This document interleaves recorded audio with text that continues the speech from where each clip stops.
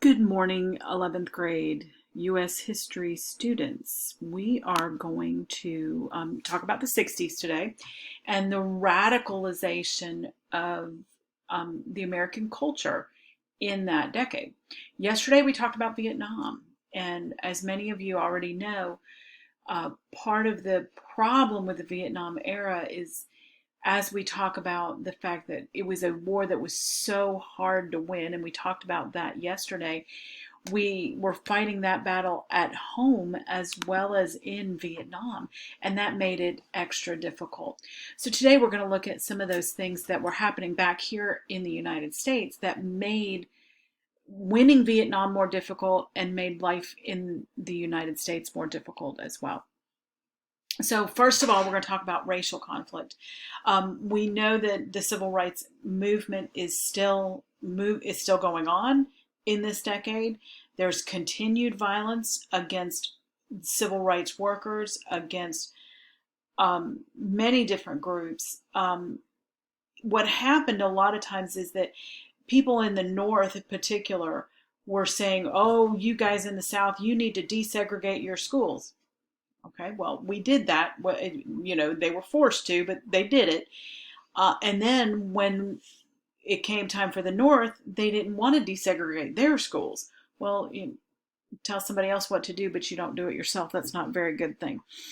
So there was continued resistance to that desegregation in both the North and the South, which is going to lead us into urban riots. These are You've seen these happen on a smaller scale in our lifetime than they did in this time. But the spark that ignited these riots was the Watts riot, and it occurred in August of 1964. Police officers arrested a young black man for intoxicated driving. That incident turned violent when the man resisted arrest and officers restrained him using force, excessive force, according to some witnesses. A crowd that had gathered around the police cars began to riot, and over the next 6 days, the riot escalated to looting, vandalism, and murder in that Watts neighborhood of Los Angeles and in the southeastern part of Los Angeles.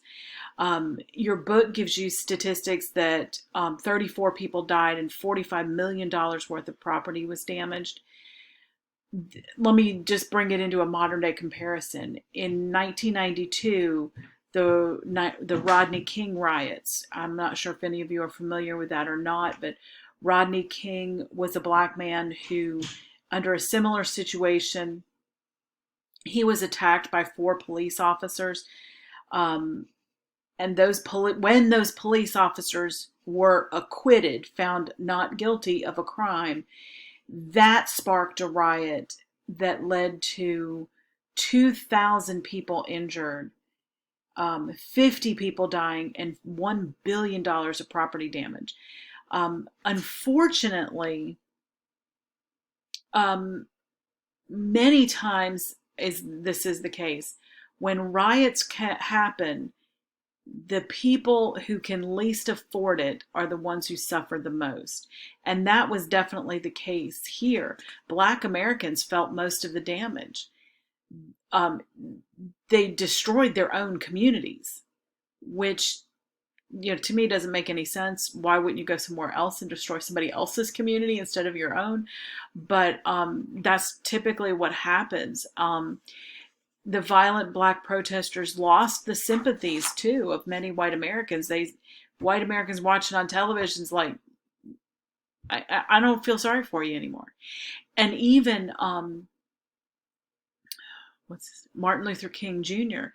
lost a lot of sympathy. He will die in just a few years, because this is 1964 and he dies in 1968.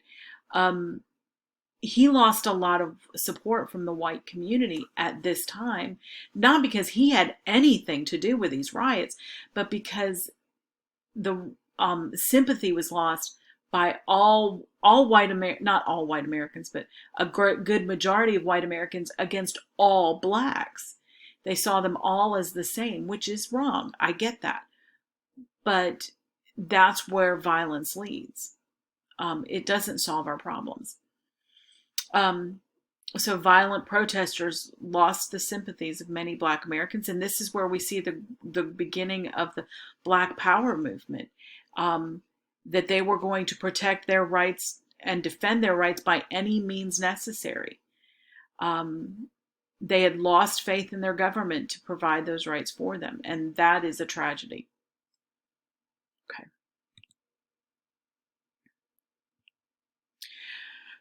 The what was going on in the Black community was also going on in other communities as well.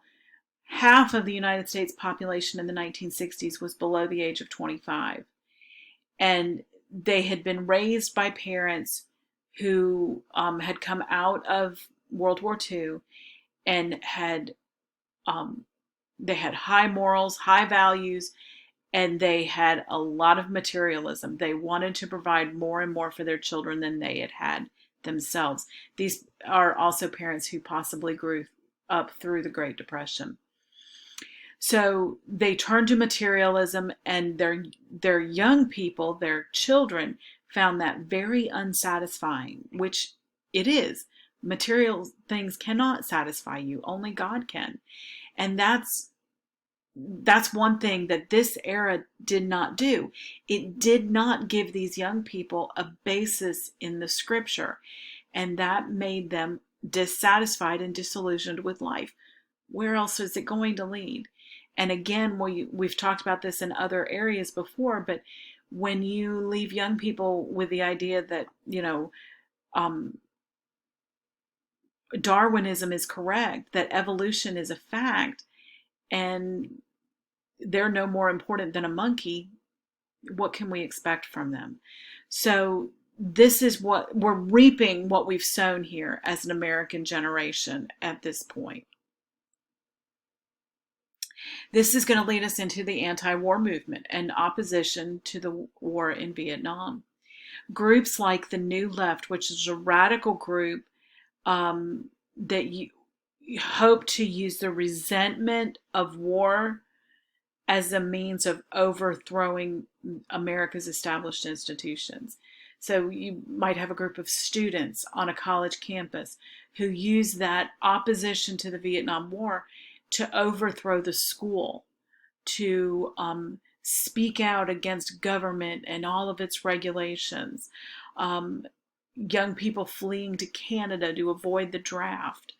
You had two particular groups. One was the Students for a Democratic Society, also known as the SDS. They had more than 5,000 members on 200 different college campuses. So a lot of young people there. The Weathermen was another group. They were dangerous to themselves as well as to the public. They had secret bomb facilities,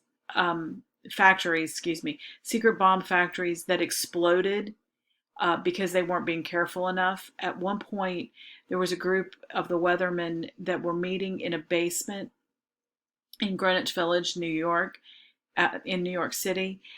These girls who their parents didn't know they were members of the Weathermen left, went on vacation, and while the parents were gone, the girls built a bomb in their basement with some other members of this group, and the house exploded, literally exploded, and killed 3 of the people in there.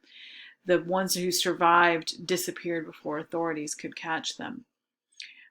Some of these groups, these radical groups, were so radical that they would support the Viet Cong and the communist of North Vietnam, instead of supporting our own troops. And of course, this is going to spill over into not just the under 25 crowd, but the rest of society as well. It got so bad that at the end of Johnson's term of office, which is 1968, he got to the point that he could not speak safely in any place in America except on military bases. I can see this coming in our society again, but I hope it doesn't come that far. that the only place it's safe for our president to be is on a military base. Okay, so all of this is part of what we would call a counterculture, which is this attitude of rebellion against whatever the established belief system is. This counterculture believed that the answer to society's problems was doing what feels good, love, sharing. This is the hippie movement, if you will, this nonconformity.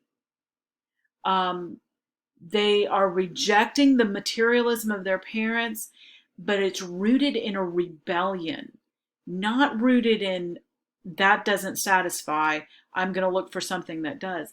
Rooted in, I am not going to be what my parents want me to be, and I'm not going to do what they say. It's a rebellious spirit, not a spirit of searching that's going to find answers in Christ where they can only be found. Read this statement carefully. Hippies believed that material possessions and moral restrictions are what corrupted people, rather than people being corrupt because they already have a sinful nature. And saying that that is somebody else's fault, it's something else's fault, not my fault, I'm perfectly good, means I'm rejecting God, I'm rejecting the moral values of my parents, and I'm doing everything against it.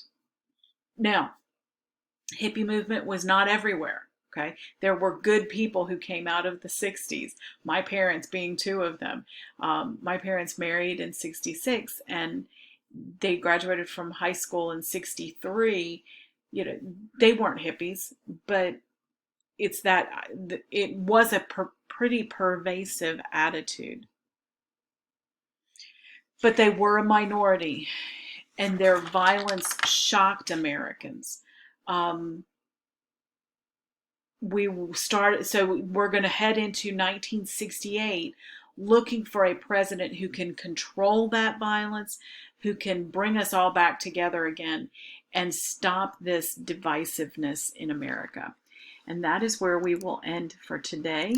I hope you all are doing well. If you need anything or have questions, please let me know. And I will see you all again in a few days. Thanks.